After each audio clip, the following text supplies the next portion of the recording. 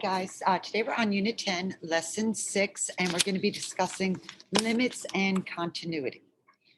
So we're going to start today's lesson. We're going to use the graph below to complete the table with the given information. After filling in the table, we should be able to write the three pieces of information that must be true in order for a function to be continuous at x equals c. Okay, so we're going to worry about filling out this in just a few minutes. And we're going to have to kind of do a little bit of working with this table. Okay, so first of all, if we look at the table below, x equals c. Okay, so in that left column there, we're going to evaluate, we're going to cross off x equals 9. I'm not going to worry about that one. So when x equals 4, first we want to find the function value, meaning what do I get when I plug in 4? So if I go to 4 on the graph of my function and I plug in 4, it's undefined. Remember, when you have an asymptote in your graph, it's undefined. So f of 4 is undefined. Find the left-hand limit. So I want to do the limit as x approaches 4 from the left. So I'm going to go to 4 from the left. And there is no answer, because if you notice, my graph ends at 3, then I'm skipping a little section here. That's a little tricky, but the limit does not exist because there's no graph there.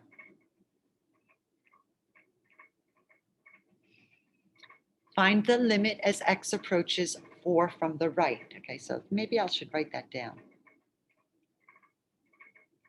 This is what we're actually doing. I should have written it down in the other box. So the limit as x approaches 4 from the right. Now this time, if I go up to my function, I notice my arrow is heading towards positive infinity. So this limit is positive infinity. Find the general limit. In other words, we want to find the limit as x approaches 4. Well, remember, when we want to find the general limit, then we go to either side. We can do it from our table and compare that, or we can just look at the graph and see that the limit does not exist. Is f of x continuous at x equals c? Remember what it means to be continuous. A continuous function is no holes, breaks, or gaps. When x equals 4, we have everything going on there, right? We have a big gap in that function. So this function is not continuous. Let's look when x equals 3. So now I'm going to kind of go here on the graph of my function. F of 3. When I plug in 3, what do I get as my answer? So when I plug in 3, I get, oh, sorry. I forgot that I had some bad questions here. We want to -3. We're going to analyze -3. I'm sorry about that. So f of -3. So I'm looking over here on my graph. And some of you may find it helpful to kind of, if you want to draw like a little vertical line there, that's what we're analyzing. So when I plug in -3, my answer is -6. The dot is your answer. Now let's analyze the limit as x approaches -3 from the left of our given function. Go up to your picture, -3. When I go to the left side of -3, my y values are getting closer to 5.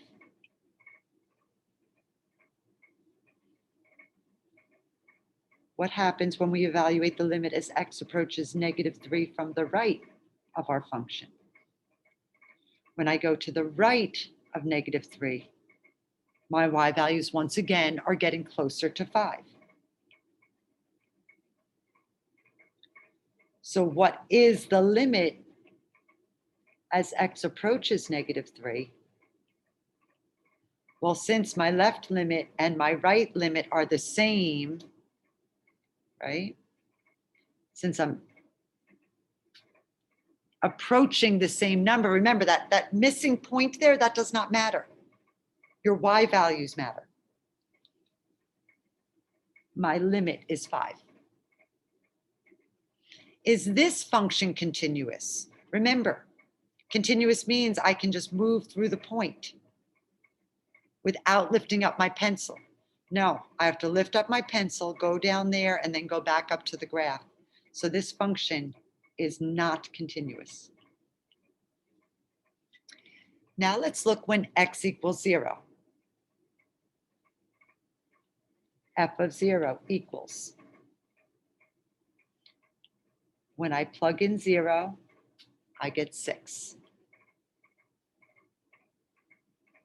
The limit as x approaches 0 from the left of my given function. If I look to the left side, and again, if you want to maybe draw a vertical line, if that's distracting, then get rid of it. As x approaches 0 from the left, my y values are going to 6. The limit as x approaches 0 from the right of my function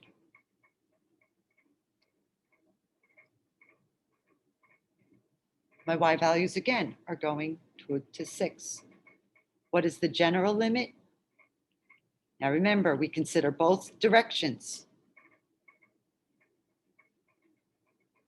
You could do it by looking at the graph. You could do it by looking at the numbers you got here. If they're the same, the answer is 6. Is this function continuous at C?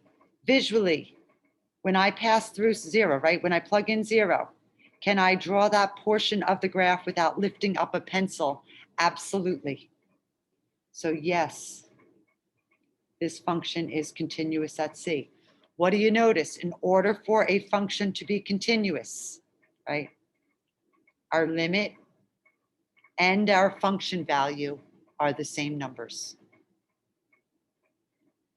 So our 3-point conditions are 3 things that have to happen.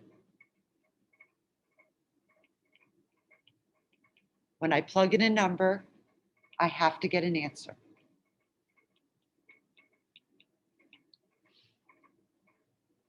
When I evaluate a limit,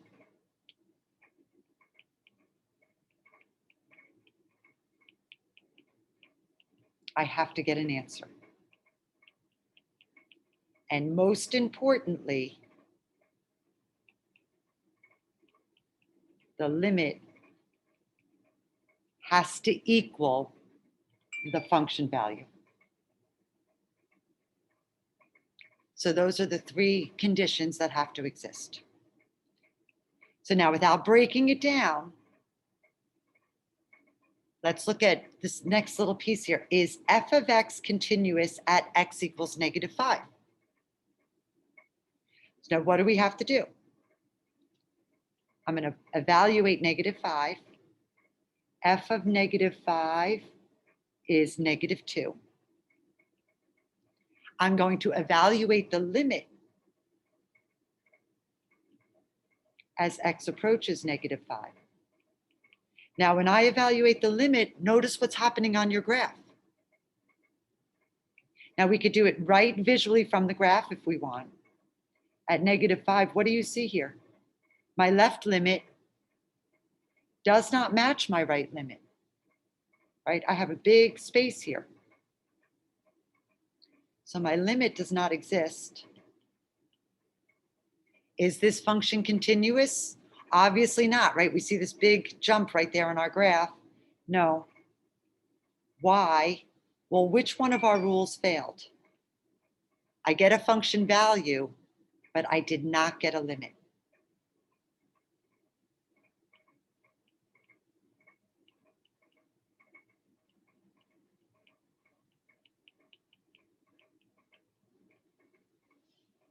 Okay. So when we move through these problems, okay, again, when we move through these problems, we're going to always have to like kind of consider what we're dealing with. So just want to remind you, a continuous function has no holes, breaks, or graphs. So types of continuous functions, obviously linear, will be continuous for all x values. Polynomials, again, always continuous. Exponentials, continuous on their domain, right? Radicals, continuous on their domain. Absolute value. And our sine and our cosine. Okay, so these are the functions that you may see. Types of functions that are going to be discontinuous. Rationals and piecewise are going to be the main functions we're dealing with in this class. So before we move on, let's just kind of talk about a little bit more about discontinuities and how we describe them in a calculus class. So one type of discontinuity is called removable or point. Okay. So in this case here, if I'm looking at this function, it's not continuous when x equals 1, but it's just not continuous at this point. And basically, it's removable because we could redefine the function. And again, that's going to be stuff we're going to do next year. This year, we just want to kind of be able to describe it. Non-removable is when you either have a jump or an asymptote, or at least one limit exists, but the other doesn't. Okay. So again, not the biggest deal. I want to remind you, I'm pretty much just introducing these words. I'm more focused on you being able to kind of see things in the picture at this point. In this next set of examples, let's just identify whether or not the function is continuous or not at the specific value, and then justify your answer with a 3-point definition. So at x equals 1, is this function continuous? No. And if I look here, I have a function value, but what's the matter? I don't get a limit. So it's not continuous because the limit as x approaches 1 does not exist. If you had to describe this as a removable or non-removable, which example, which column does this fit in? This is going to be a non-removable.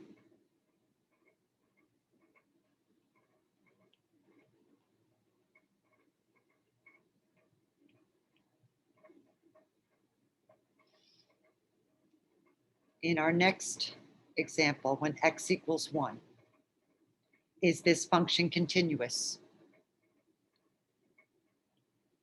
I have a limit, but I don't have a function value. When I plug in 1, I don't,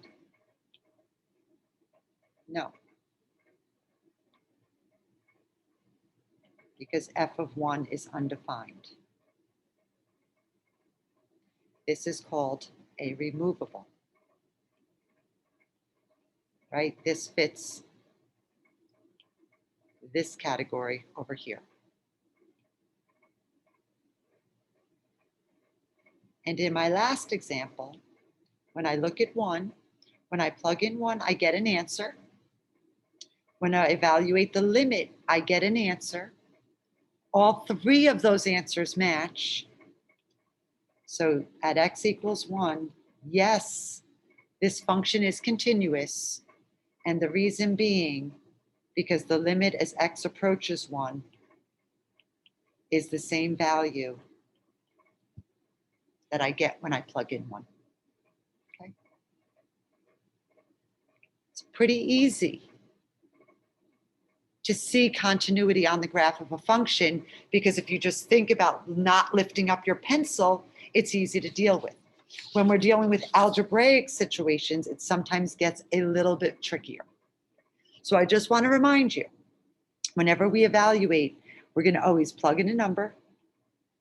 We want to get an answer. Evaluate the limit.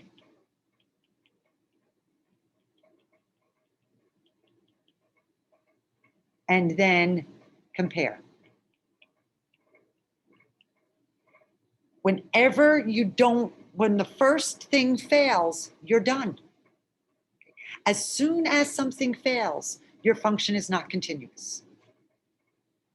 So always start by plugging in the number. If I want to see if this function is continuous, I'm going to evaluate -6.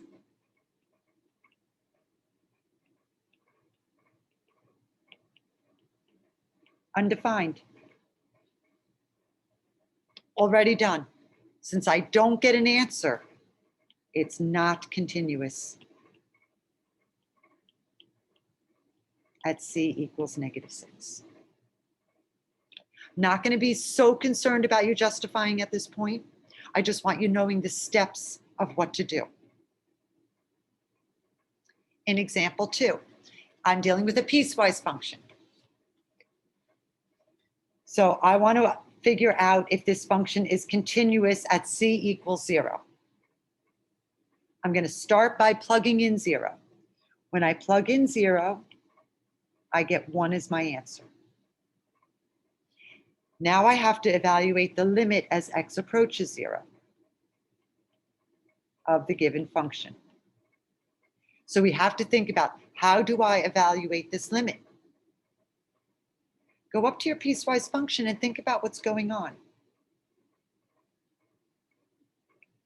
When I plug in the number, I get 1. That I already did. When I go to evaluate the limit, I'm going to use this function from the left.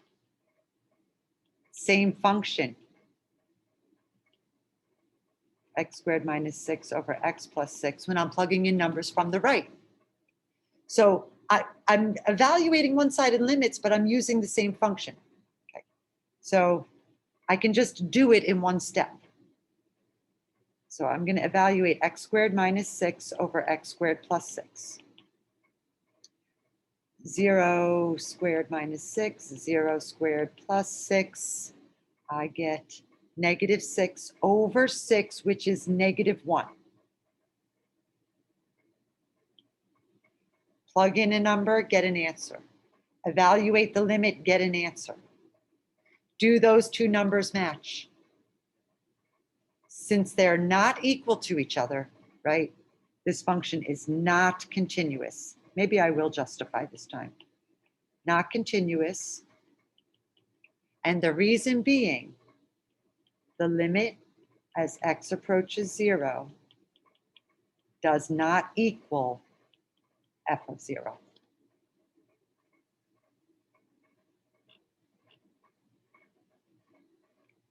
Oh, now we have a crazy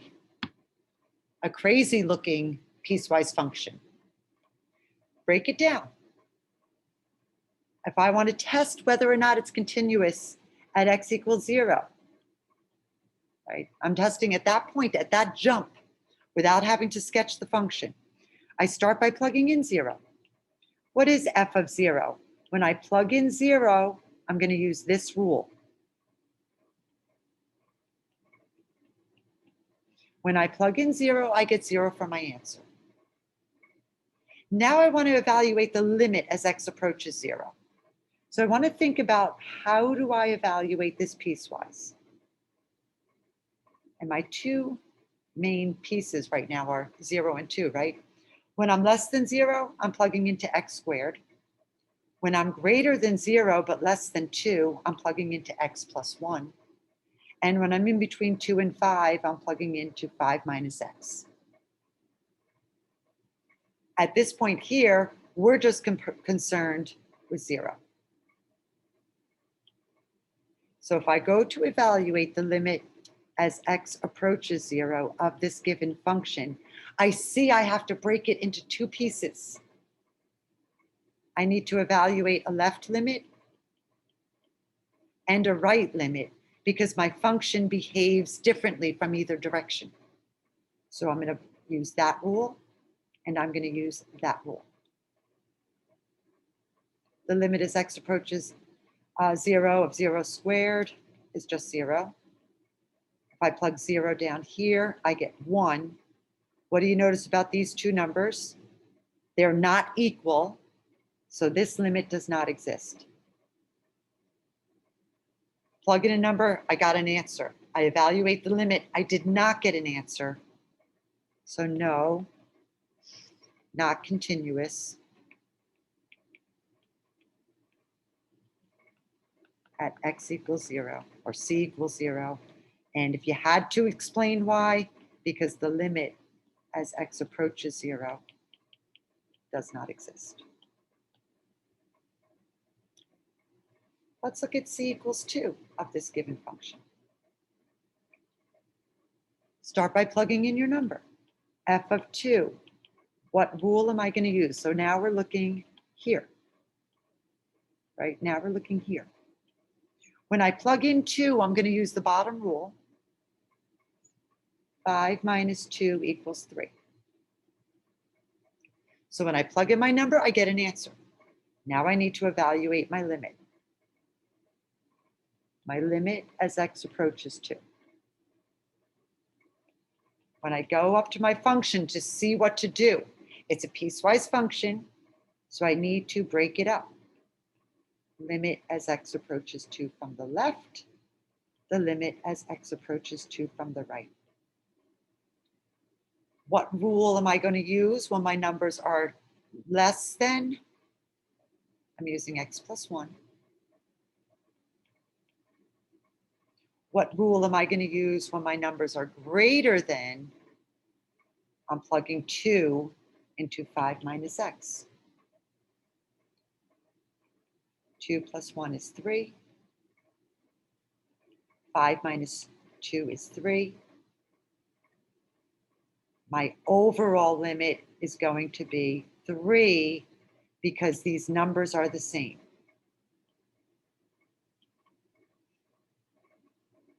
Plug in a number, get an answer. Evaluate the limit, get an answer. If the answers match, yes, f of x is continuous.